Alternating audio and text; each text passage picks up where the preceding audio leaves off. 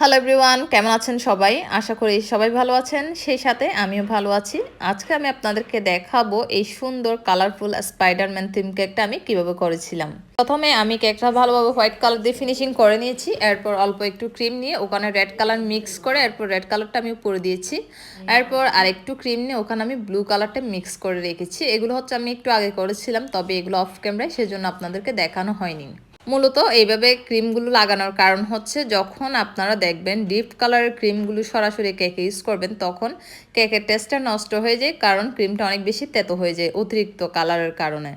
তো আপনারা যখন এইভাবে আলাদা করে অল্প অল্প কিছু ক্রিমের মধ্যে কালারগুলো মিক্স করে তারপর কেকের মধ্যে দিবেন, তখন কেকের ক্রিমটা কোনোভাবেই তেতো হবে না। তার মূল কারণটা হচ্ছে আপনি তো অল্প একটু কালার মিক্স করতেছেন, কারণ আপনার ক্রিমটাই অনেক বেশি অল্প, ওই জন্য।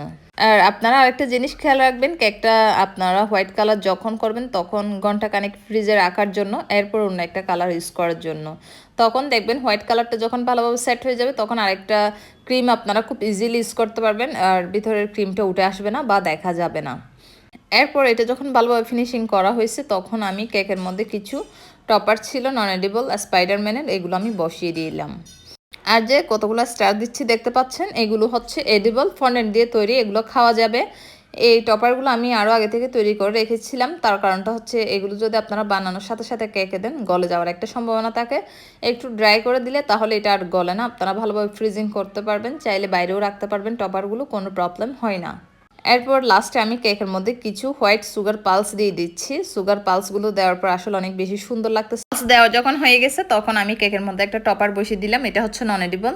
এই তো টপারটা যখন বসিয়ে দিলাম, আমার কেকটা একদম রেডি। কেমন হয়েছে অবশ্যই জানাবেন।